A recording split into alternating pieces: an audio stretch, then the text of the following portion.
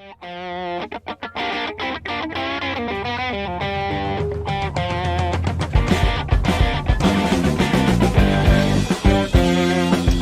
everybody, welcome to your Monday edition of the TraderMerlin Show. Hope you had a great Easter. Hope you spent it with friends and family and just enjoyed life. I had a great time with my dad. Actually going to be going out to dinner tonight with him at 4 o'clock, so I'll do the show, upload it for you guys, and then head off to a nice dinner, and then he'll be back his way to Northern California.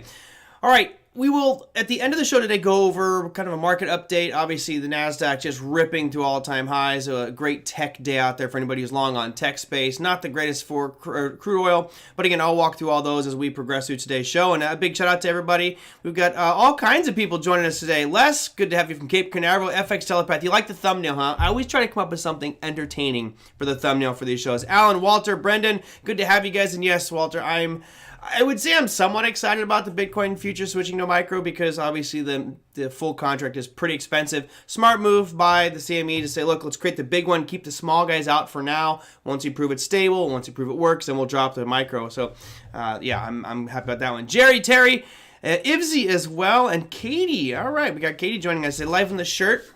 I got one word for you, China. Yes, we like China. See, she's very close from China. All right. Today's topic is really all listener based. I've gone over some of the basics of this concept before, or not the concept, but the work to build a watch list. And I noticed I had a couple questions that came in. I never did a structured show that started off focused on that, giving the YouTube universe an opportunity to quickly find a watch list video. So I'll show you the couple questions here.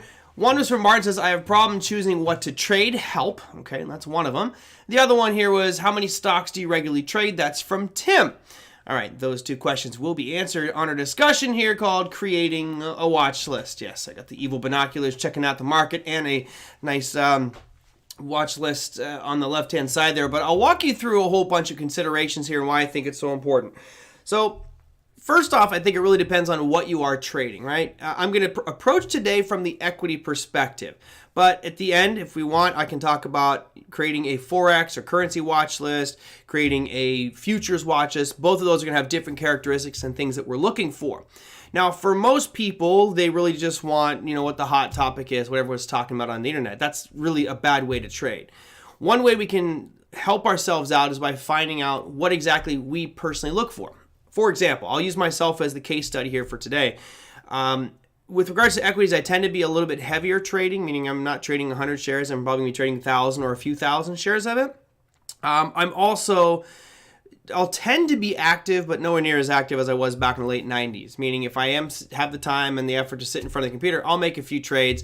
So I want to make sure that there's one component there for me, which is liquidity. Now, liquidity is simply how many shares are traded. Now, a lot of the stocks that people bring up on this program have very low volume, and I'm really not interested in trading those actively. Could they be investment vehicles? Yes, but I'll show you the considerations. Y'all are going to have to build your own watch list one way or another, but one of the main considerations for me is liquidity. So one of the factors I will put in my watch list is I just filter for average daily volume of the entire market. So show me all the stocks that trade over a certain level. So, for example, if a stock trades 100,000 shares a day, for a neophyte, that may seem like a lot. It's not. 100,000 is almost nothing in this market. And what happens is the difference between the bid and the ask. These are the two prices that you're going to buy and sell at. If you're doing a market order, you're always buying at the ask. And if you do a market sell, you're always selling at the bid. The difference between those two numbers is called the spread. That's essentially what you're giving up on most retail platforms like Robinhood. Now, if you have 100,000 shares traded every day, that spread's going to be really big. If you look at QQQ or SPY or Microsoft or something that's trading you tens of millions a day, those spreads tend to get very tight, which is obviously is better for anybody who's active because you don't get slippage, you don't get bad fills, and that spread is much tighter versus being very wide. So factor number one for me is going to be liquidity.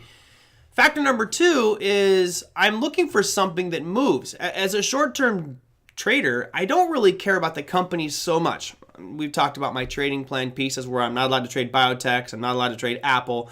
There's reasons that those have been removed. But for the most part, I really don't care. I mean, they could be toilet paper companies, they could be nuclear uranium company. I don't care. It's all the price chart and how much that thing's moving. So if my goal is to sit there and day trade, and I've got 6.5 hour trading day. I want to make sure that I have enough movement in that window of time to accomplish my goals. Again, you might be a swing trader, which means you're going to be looking a little bit longer term. That's fine as well. You have to tailor your interest there with regards to movement to fit your style. So let's say for me, I'm looking for at least a dollar a day movement. All right, just using that as a benchmark, because as I create this filter and watch list, it'll make much more sense as to why you want to use that. So 2 factors already. We've talked about liquidity, meaning how easy is it going to be for me to trade large blocks and get in and out and not suffer slippage or big spreads. And then want to make sure that this thing moves. So I want to make sure that I have a nice daily ATR or some other calculation. Another calculation that some of you might like to look at is beta. For those who don't know what beta is simply the volatility of the security that you're looking at relative to the S&P 500. So if your stock has a beta of 1, it means that it's moving about as much as the S&P 500. If it has a beta of 0.5, it means it's moving about half as much as the S&P 500. If you have a beta of 5, you guys can figure it out, it's doing 5 times the movement that the market's doing. So that's one that a lot of people like to use. For me personally, I like to use the average true range. I think it's just a much easier way to look at it. Jerry says, toilet paper is in demand. Yes, it is. I've got my arsenal all stockpiled for the next surge in COVID, Jerry. And I agree with you, Brendan. Ethereum 10K is coming.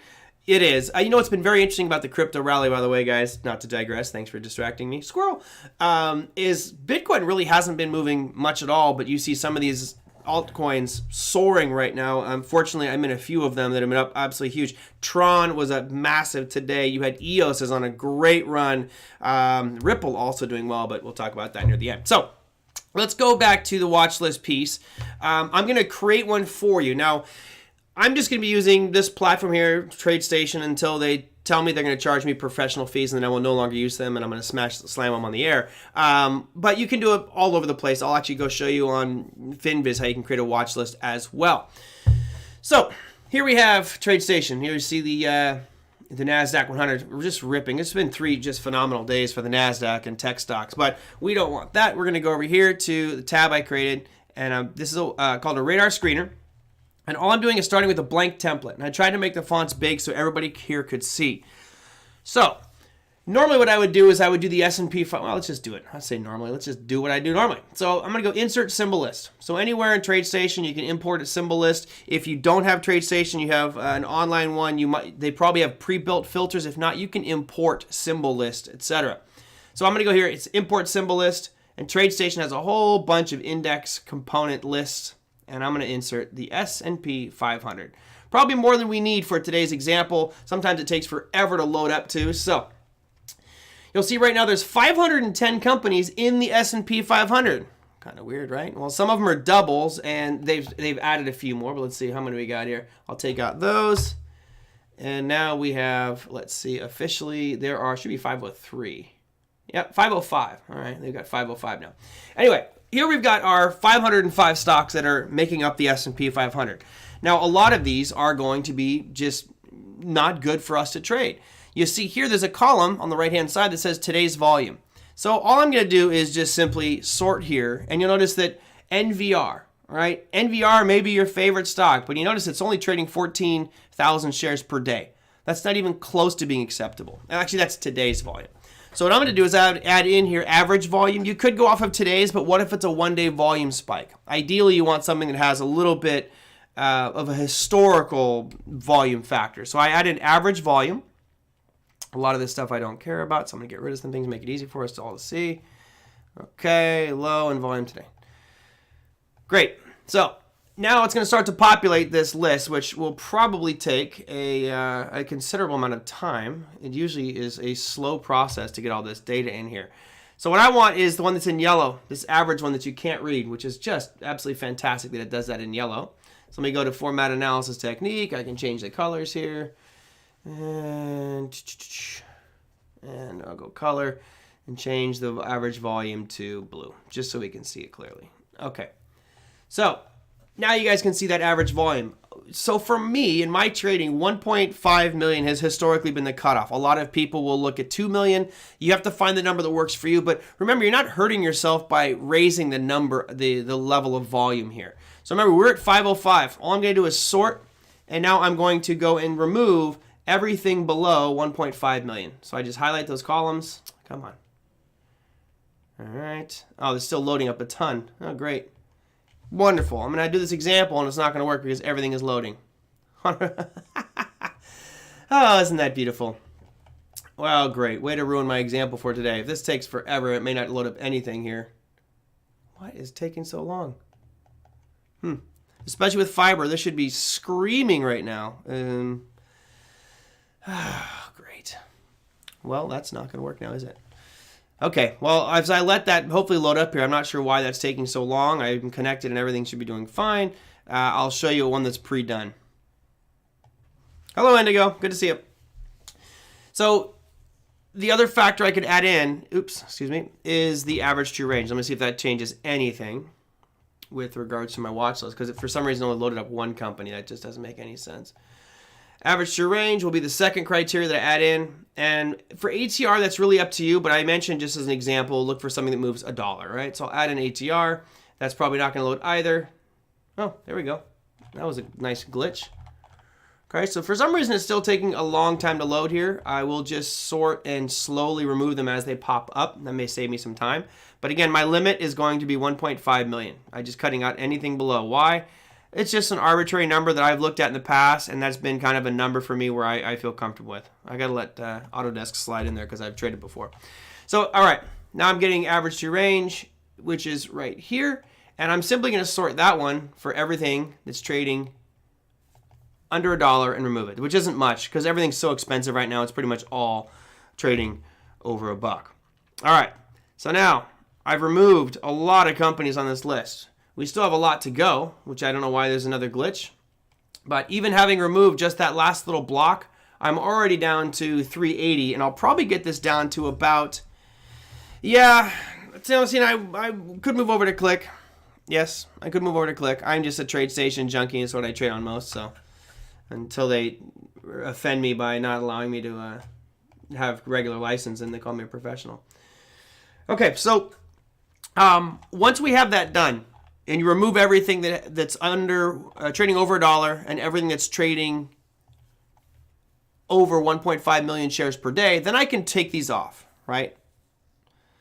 I can take those off and no longer need them. And I'll end up with a watch list that looks similar to this, right? So here's a watch list of the S&P 500 with everything removed, and I have a total of, oh no, there's not everything removed. I spoke too soon. I have to update this one. It's been a long time. So the question was, well, how many do I watch? Okay, that was one of the questions that came in from Tim. It says, how many stocks do you regularly trade? I don't have a number anymore. It used to be I trade one at all times. That was it. And then I realized I'm limiting myself too much. Usually my watch list is about 250 to 300 stocks. I'm not looking at them all. I will sometimes, when I'm bored, I will just click through them all and look for chart setups or something that jumps off the screen at me, which I'll show you here in a second once this thing, a ridiculously slow process, loads up. The other side of it is I'm looking for specific indicators or tools to give me clues that I should pay attention to that trade. For example, I took a trade today in Autodesk, and it was purely because of something that came up in my scanner, my watch list, right? So I'm going to use, since it's still not loading up here, which is really irritating since I want to show you guys ball by example, I'll add to this one as we go. So now once I've got this, we can look for different things that we like. Now, I know all of you have different things that you look for. So for example, type into chat, is there anything that you like to use as a scanner or filter? Obviously, supply and demand is number one, and that's what we're going to try to line everything up to. But some of you have an indicator that you like to look at. Who likes to use a specific indicator? Let me know what it is. Type it into chat, and I'll put that into the scanner, and we'll do a couple of different scans using that. And the reason for that is I'm just trying to find things that maybe, let's say an overbought situation, an oversold situation, and then if I can line that up with supply and demand, then I'll look to make trades off of that zone. And all I'm looking for is that watch list of 300 or 400 stocks to make it easy for me, to filter through and say, which ones are meeting this criteria. Whether that's, I don't know, some of you guys like RSI, some of you guys might like Bollinger Bands, some like stochastics, ADX. Brendan used social media activity. I don't have social media activity in here. Okay, Jerry says hammer candles and reverse candles, which are shooting stars. Okay, I'll put those in. Anybody else? You got an indicator? No? All right, well, we got a lot of interest in the screener show. Tim, Martin, you guys are the ones that sent in questions. I hope you're watching this today because this one's for you. All right, so once I have this watch list, and let's see if this one's populated anymore. No, it has not. Look at that. I don't no clue why it's doing this so slow. TradeStation does this a lot, where it just slowly populates, randomly putting me ticker symbols. So I'm not sure why that's doing it so slow, but I will do my best to. Constellation. See, Constellation Brands reports, they've been actually having a lot of moves lately. Even though it's 1 million, I might keep that one in there. Okay, Brendan uses moving averages. RSI, all right. I'll do RSI because RSI has upper and lower boundaries, meaning there's highs and lows to it. Whereas Brendan, I like moving average as well, but kind of a question is like, what do you scan for, right? So Frank Leff says MACD. All right, I'll do a couple. All right, I'll do RSI and I'll do MACD. So on this list here, I'll go and add in RSI and MACD. Now the problem with TradeStation, you'll notice that there's all kinds of weird fields that it adds that you just need to remove. So here's RSI, we'll add that one in, and then I'll type in M, for MACD, and hopefully there's MACD. Okay, so I'll put those side by side. Now, for those that don't know how those two indicators work, those are just simply analysis tools that are helping you understand, and for MACD in particular, if something is in a trend that might be too strong, might be technically an overbought, oversold situation. With RSI, it's purely, is this thing an overbought, oversold situation? And you may also be looking for divergences or convergence. So we'll focus on the RSI first, okay? So when I look at RSI here, there's your RSI values. Notice that TradeStation puts these two in here that are stupid. These make no difference whatsoever. So you can get rid of those. They just take up space. So you go here into show hide plots. You can just turn off these one by one. And then all of a sudden I'm left with a much more compact screen. So now I have the MACD here. And MACD has 5 columns, which to me is just an absolute waste of space. So again, I'm going to go show plot, hide show plots. I'm taking out everything on MACD except for MACD itself. All right. Now, there's a couple different ways you can use MACDs. A lot of people like crossovers, so I could leave the cross in, but I'm just going to take that out. And basically what I'm going to focus on for this example is using RSI. Now RSI stands for Relative Strength Index. It basically says anything that's below 30 is technically in an oversold situation. Anything over 70 is an overbought situation. Careful if you fall for that because just because something is overbought doesn't mean it has to come down. Just because something is oversold doesn't mean it has to go up, right? It's down for a reason. Therefore, price is more important. Don't just buy something because you have an RSI that's at 15. It could stay down for a long period of time. So in this example, you saw me double click over here and you have Viacom, VIAC, which of course got crushed lately due to some way over margin leverage and a massive hedge fund margin call, which caused a huge drop, which puts it into an oversold situation. So you have a 28.81 on RSI. That's probably an oversold situation. We'll look at that on a chart here in a second, and that may be a trading opportunity if it comes into an area of demand. So I'll double click this, and now I have a few companies here. I have Lowe's. You see they're all over 70. It painted everything here that's over 70, saying that those are overbought situations. So any one of those companies could potentially be a trade for us, but for me it really is more important about what that chart looks like. Now, hopefully I got more symbols in here. I'm not getting any more symbols.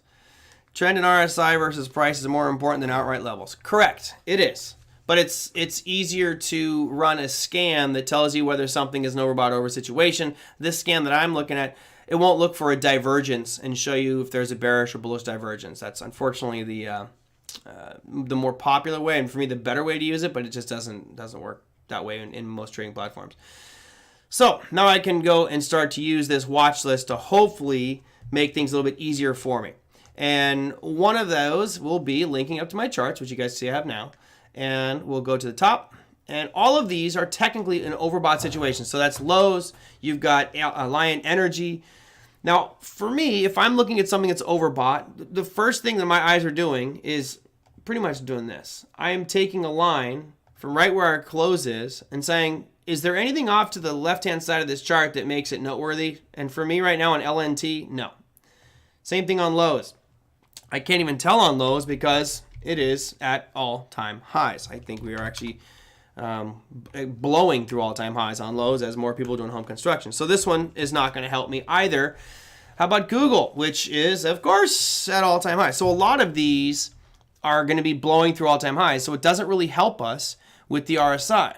Now, what do we talk about with our guests over the past couple weeks has been, don't try to pick market tops because it's ripping through all-time highs. Instead, you want to look for prices have come down into an area of demand. We talked about that with Justin Krebs, and he was talking about the long-term investor. We talked about with Brandon Wendell, talked about that quite a bit. David Warner as well, even trading currency, saying, look, I'm staying with the trend. So using RSI for an overbought situation when the market's all-time highs, probably not the best thing to do. So that said, it might be better to look for oversold situations. And the only one here that's really oversold is this Viacom. Yeah, I'd say that's pretty oversold. Now, again, going back to what I just mentioned, I'm going to look off to the left-hand side here and see, is there an area that I'd be interested in? And I'll be honest, it actually isn't too bad of an area. The only problem with this is, right in here would be where I'm interested in.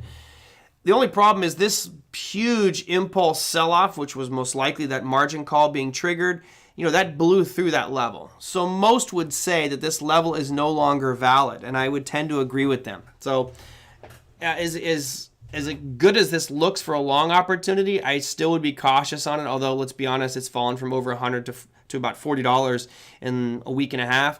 Yeah, it's probably a little bit of a panic sell, oversold. It's still one of the better performers for the year, but I don't know. I'm a little skeptical on buying it at this point.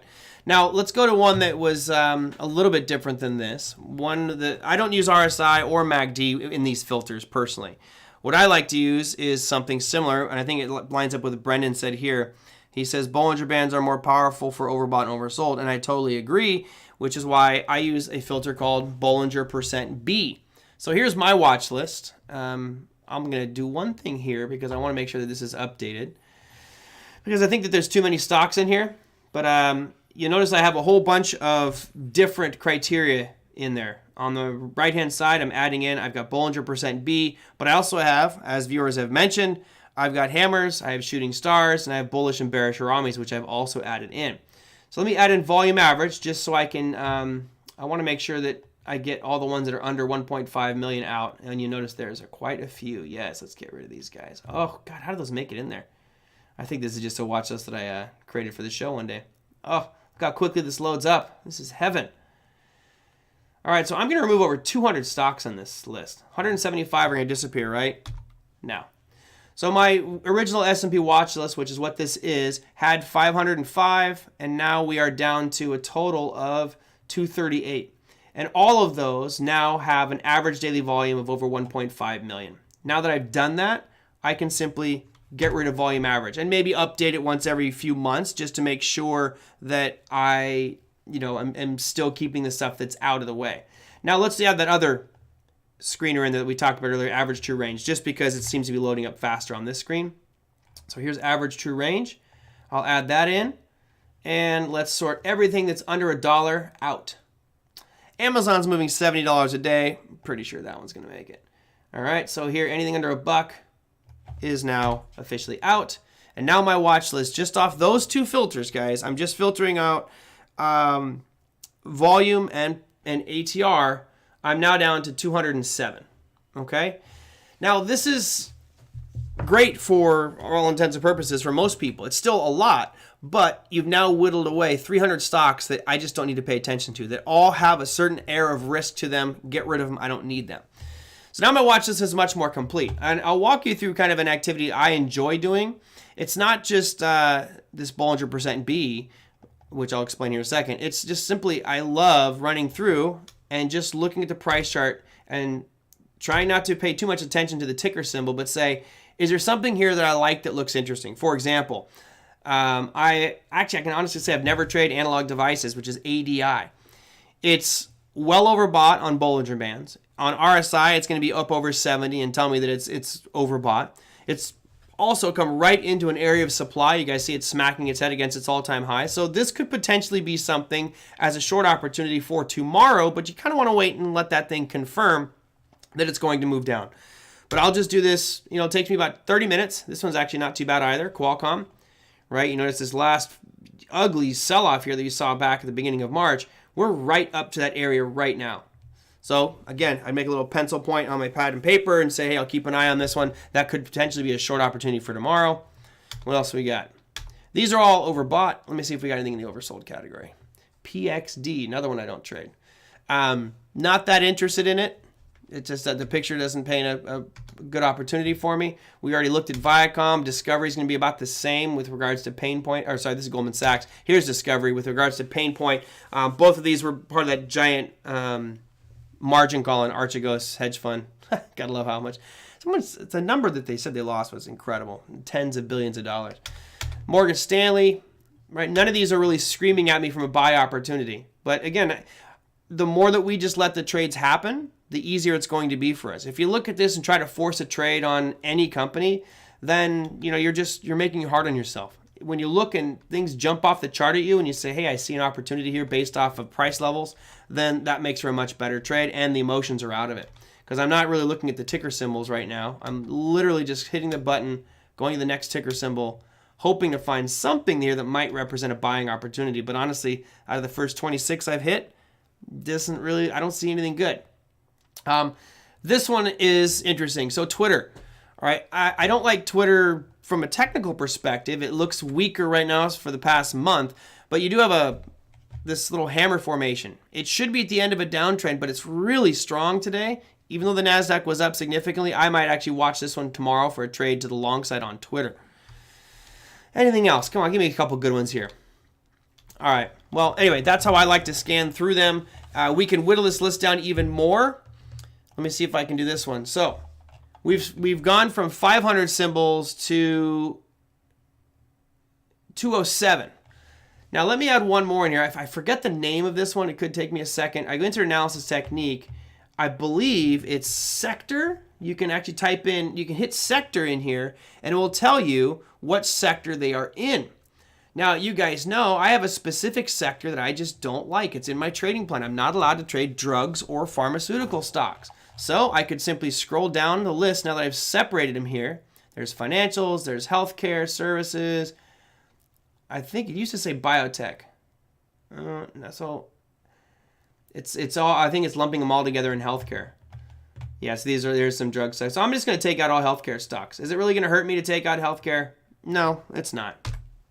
There's always opportunities elsewhere. So now this is kind of a more tailored list towards me. I'm looking at 190 symbols. Okay. Server seasonal platform watch list. Fair to say that the S&P Spider ETF uptrend, downtrend, you can trade the top 5 holdings within the particular sector? Sure. I would say that's safe to say. When you look for seasonality in something, or you have those seasonal patterns down, yeah, if the trend is real strong in the S&P, most likely all the sectors are going to be rising. The difference here is, and this is what we talked about, I can't remember the guests, we have so many guests on the show. We've talked about this before, where let's say the S&P is up 1%, and I'm just making up that number, right? It's up 1%. Within that, you're going to have one sector that's down 0.2%, which is losing compared to the S&P. But you also have another sector that's going to be up 2% or 3%. So what you could do is, if you found that the S&P was trending strong, you can pull up a sector map like I do here. So I have this one set up where I look at the different industry sectors, right? These are all the different ETFs that represent the market. I've got financials, energy, healthcare, industrials, consumer staples, utilities, technology, the S&P, and I actually have semiconductors in there. The only one that's not in there would be real estate, which, I think that might be a good one as well. You could add other sectors as well. So here, let's say you're looking for the day. You're a short-term guy. All right, let's go to 5 minutes. And I'm going to go from the start of today. And so right now, if I do this and say price percentage point from this chart, from this bar, right? If I was looking for long plays today, I'm clearly looking at XLK, which is technology. Why? Because it was way stronger than the S&P. S&P was up 0.5 percentage point, while technology was up 1.34%. So that's where I would want to be going, Abby. If you're looking for shorting opportunities, market starts to roll over. Look, down here, you're looking at energy. Should be there. Stats line. Huh, interesting.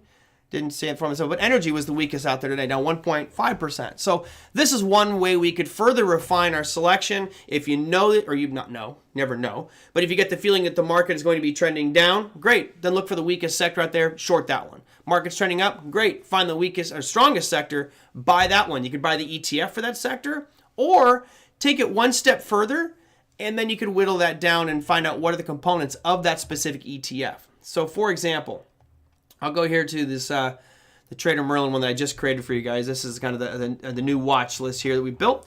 Let's say you wanted to create something different. I'm going to delete all of these because it's just a waste of time. It didn't work out the way I wanted it to work out. Delete those. Come on, delete. Okay, so when I delete all these, what I'm going to do is, you guys have a favorite ETF? Don't say cryptocurrency ETF, but you want like energy, financials, technology. I don't care which one. What do you guys want me to look at?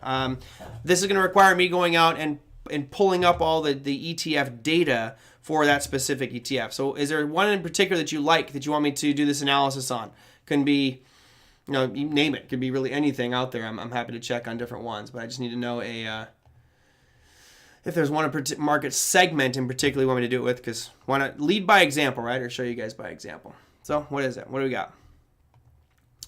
No one's giving me an ETF sector. All right, then I'll pick one. Let's go to technology. All right. So all I'm going to do is, let's say, what do we got? Energy. Well, here's energy. I can look up XLE. You just simply type in the symbol for energy, which is XLE. And here's all the holdings. And you can just say type in the holdings. Now, this one's not allowing me, FNGU, tech, URA. Okay.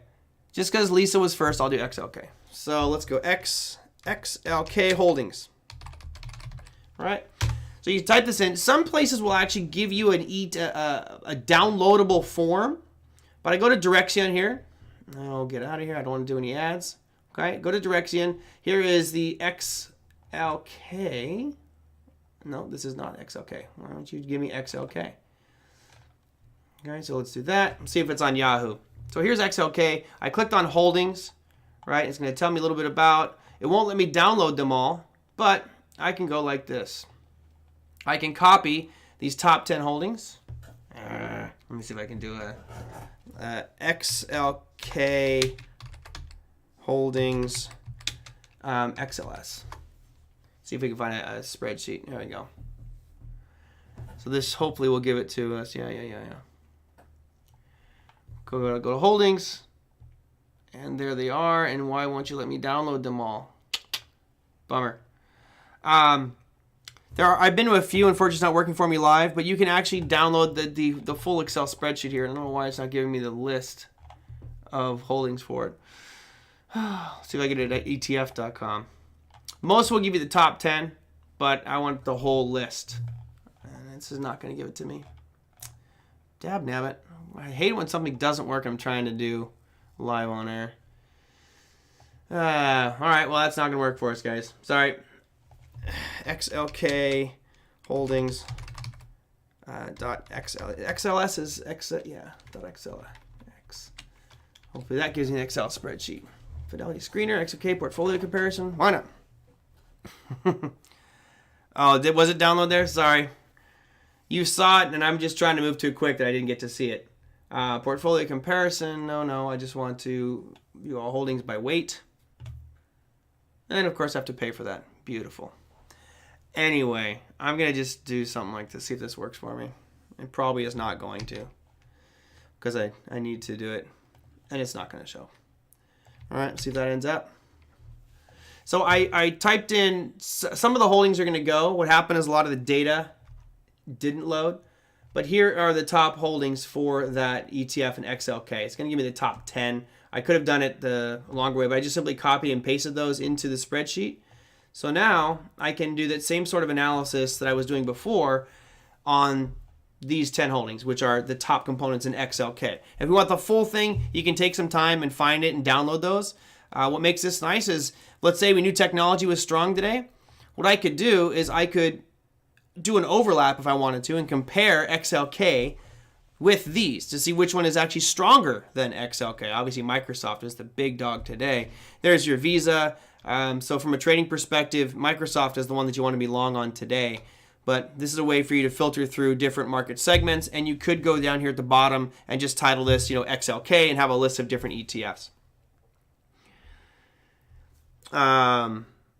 Yes, Richard, that is daily market overview, but a lot of people here are not Online Trading Academy graduates, so unfortunately I don't have the resources or are going to use those on the show. Leave those for them.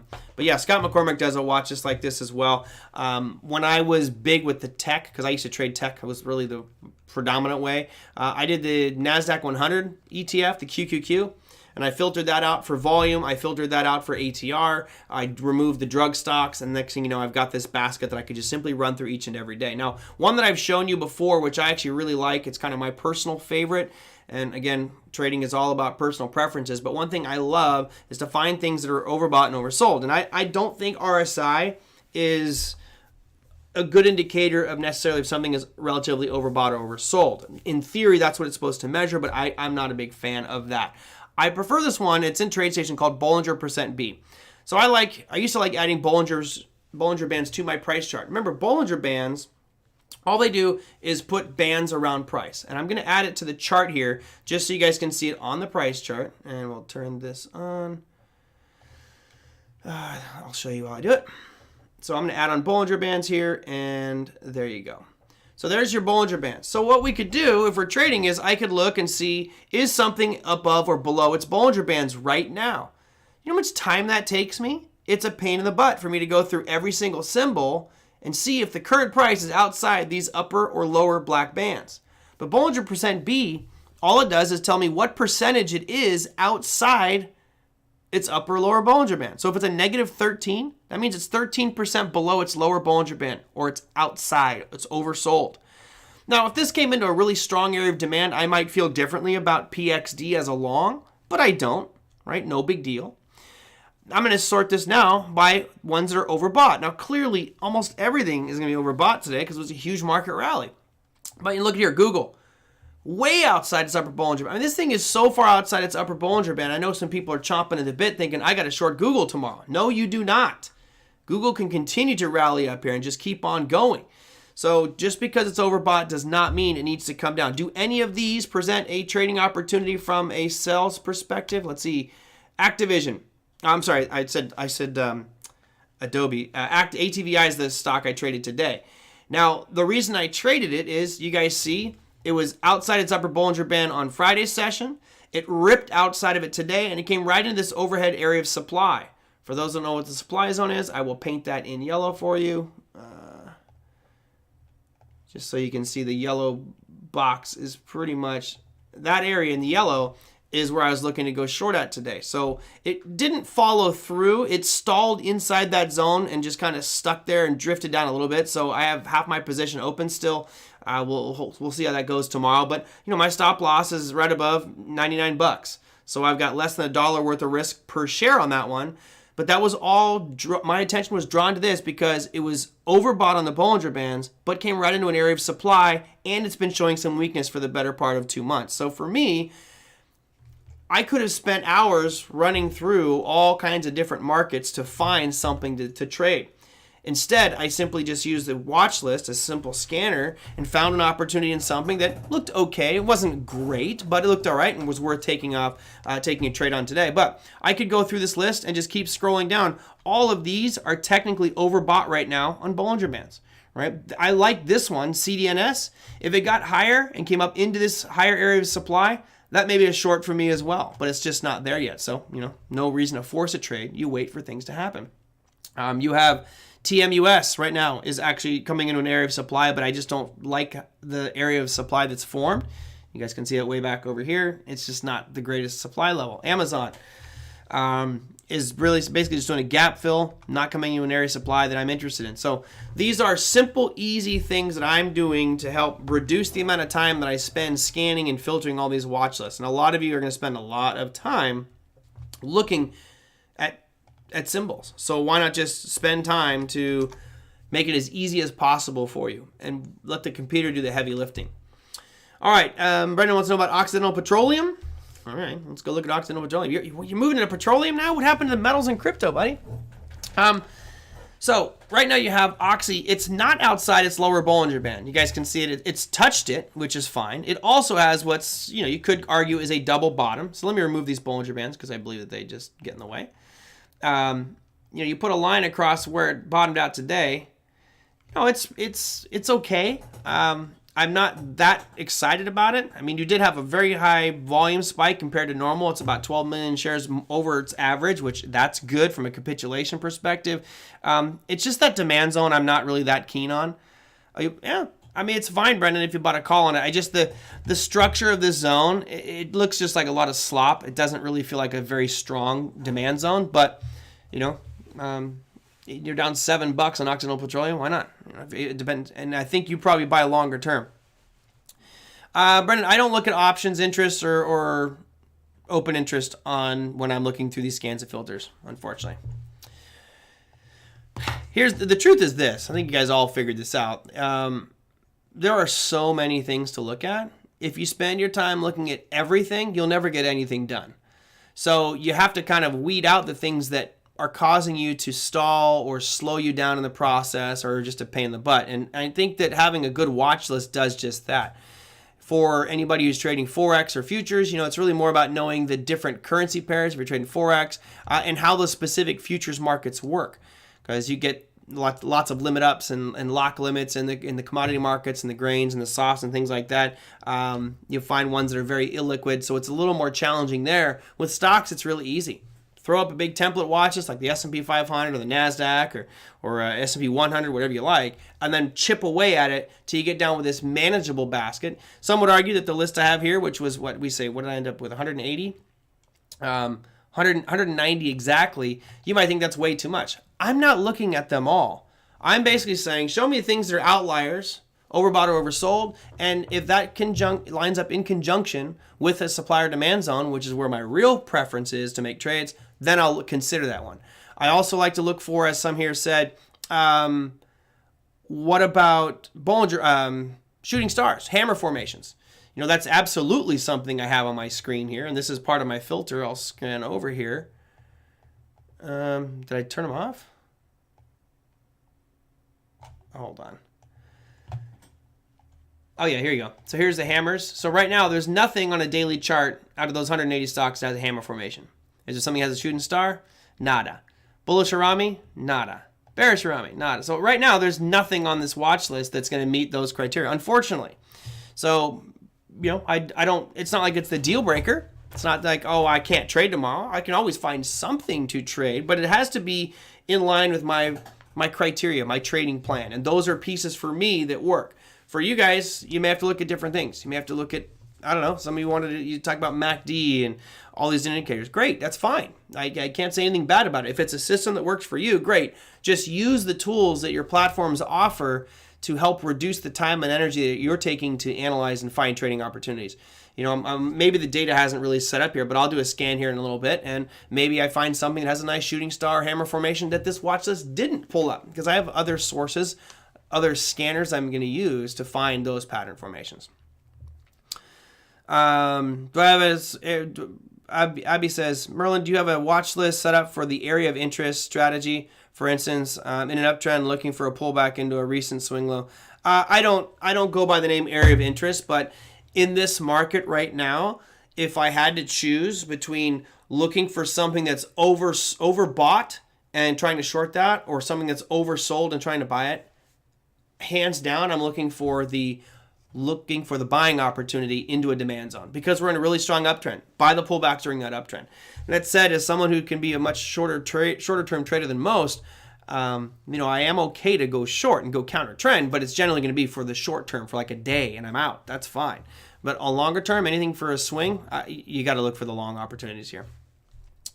Penny pie list is a good starting watch list. Then filter volume. Yeah, I don't know. I don't like pennies. I don't. You know my opinion about penny stocks.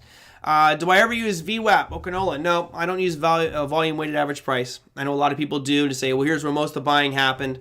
You know, I think that can be a misleading indicator out there, but a lot of people like to use that one. All right, markets. Let's go into markets. So today was somewhat interesting. Obviously, you guys, we saw that huge move up in the NASDAQ, still not at all-time highs, even though you had Microsoft just launching today, Microsoft and Google having just great days. That was one of your best performers. The numbers have all changed, but NASDAQ was up pretty big today. These are all after-hours numbers right now. S&P also looking pretty good with its big gap and go. Just keeps on running. You know, nothing really showing weakness here. I think at this point, you don't jump on this. You don't buy it. It's really about setting levels on where you might see a buying opportunity going forward. And for me, that's right around 39.50 would be the next pullback where I'd be interested in. Oh, sorry, Brendan. I don't know that one. But I'd be looking at 39.50 on the SPY. Russell 2000, the weaker of the bunch to be sure. It actually had this nice red candle out there today. Nothing really noteworthy though. I actually anticipated it stalling earlier because you can see kind of this drop-based drop that happened a couple days ago. But today we gapped up and just sold off. So that's the worst from a technical perspective. I don't see too much great there. Gold, though, did form. The double bottom is still in place, guys. Right now, I think with gold, we can do this. Place a little yellow box around it. You guys know over the years, I love the yellow boxes. Put a little yellow box right around that and say, all right, if gold can get above these highs, which is roughly, call it 1757, then we might have a reversal in gold here. But otherwise, you know, you could be doing a spread trade because it looks like it's stuck in this range between that low point that we saw established a couple days ago, right around 1678, and that high between 1757. So not bad, but I'll zoom out here so you can see where we're at. We've had a pretty big sell-off. You know, we're not in any defined demand zone that goes back into, you know, April, but it is forming a double bottom right now. So a break above 1757 would be a great buy point if you felt this was going to reverse. And this double bottom does add a little bit of truth to that one. Next on the list, 10-year. I'm not going to go to the 10-year. I mean, 10-year really didn't do too much. We saw the price of the bonds jump out slightly, which means the yields were falling, but nothing noteworthy. Crypto has obviously been a pretty big story over the weekend. It was a lot of big moves out there. Bitcoin just teetering with those highs, but you know, I'm waiting for that break of 60 again. I think you'll see that 60 break soon, and then we'll get that next leg up because the altcoins are really, really running strong right now. All right, crude oil. This is the chop story. Again, we looked at gold kind of being range bound, but crude oil has been as well for almost 2 weeks now, bouncing right between 62, called 62.30, and a low down here of 57.20. You've got that, you know, roughly $5 range for crude oil. Right now, you're near the bottom end of it. Again, if you're a spread trader, there could be some opportunity in here with some spread trading and playing that range-bound move, but nothing overly noteworthy with regards to crude oil except sideways price action. Adam says, look at the weekly on gold. All right, I'll look at the weekly on gold for you. Let's do the .w. Yeah, it definitely looks nice, but you know, when you look at the weekly for the last candle, you're just talking that kind of a hammer formation. Unfortunately, like to make this really make me salivate over the next week coming, it would be if this candle was down at the bottom. I love it when this is the very end. It's still good. I mean, this candle is a reflection of strength because it was a red candle at some point all the way down to 1677 and then bounced back up to right around 1730. So nice move back up. It still is a sign of strength, but you notice today, you know, we just kind of didn't have the greatest follow through. Now we could be making a bigger, broader trade plan off that and basically saying if it gets above this line, the high of last week, which is 1735, then that might be your new buy-in point. Unfortunately, if you do that on gold, you know, what's the top ceiling there? It's been that range bound of 1755, which means you've got about a 20-point range. Now, of course, trading the gold futures for a 20-point range is going to produce some significant profits if you're done right. But there we zoom into the daily and you can see those lines kind of put in place. But yes, last week was an interesting one. Big sell-off, big rally, nice hammer formation. Okay. I think that's it. I think I got through most of the stuff. Let me run through here and go to, where did I have it? I want to make sure I get the economic calendar done because I'm trying to get the show shorter so I can like go do things. I got too much other stuff going on. Here is, oops, that's not what I want. There it is, watch list. Here is the economic calendar for today. Now, the only thing really noteworthy here is for the U.S. You guys can see there was some services and manufacturing numbers. Those numbers were pretty much in line with expectations. The service was a bit higher than expected, which, obviously some nice optimism there, and most of the tech companies are in the space of services. Factory orders did drop a little bit more than expected, but I think just that tech optimism really helped fuel our markets. Now, tomorrow, this is what you got cooking. Most of it's going to be European in the morning, but the U.S. has JOLTS job openings and the TIP IBD economic optimism numbers. Other than that, not a lot of major stuff. You do have unemployment rate for European Union, but that also is way before our equity markets even think about trying to open up. What else? You want Bitcoin on the RSI? Okay, I'll do that. Last one here, and then I'll wrap up. So we'll go and add Bitcoin in here. This is Bitcoin. Bitcoin right now, if you look at this picture, this is what is called an ascending triangle, which is my personal, out of the triangle wedge formations, this is my absolute favorite one. I love this one. Ascending triangles and descending triangles are phenomenal. When they break, they rip. So here's Bitcoin. You wanted an RSI on that, so I will add an RSI for fun. And we'll take the volume out of this bad boy, disable volume, and what do you mean by...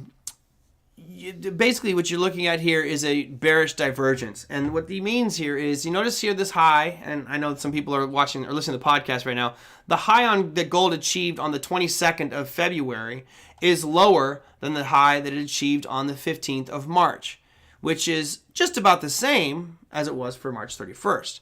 The difference here is on RSI, the highs have been getting successively lower.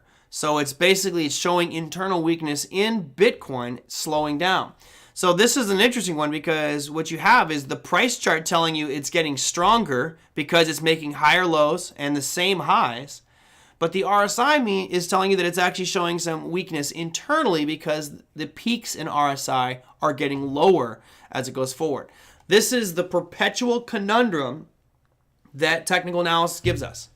Technical analysis will throw things at you where you go, well, the indicator's telling me this, but price is telling me this. Which do I believe? In this case, I'm going with Bitcoin. Lisa says, would I draw the triangle? Sure, absolutely. We'll put a line, and it's rough, okay? But you got a line across the top here, and then what's important, the most important part here, would be these lows. And it doesn't have to be that, perfectly drawn. I think you guys get the idea that basically it's making these higher lows, and we could go back even further, right? You can see you've got this.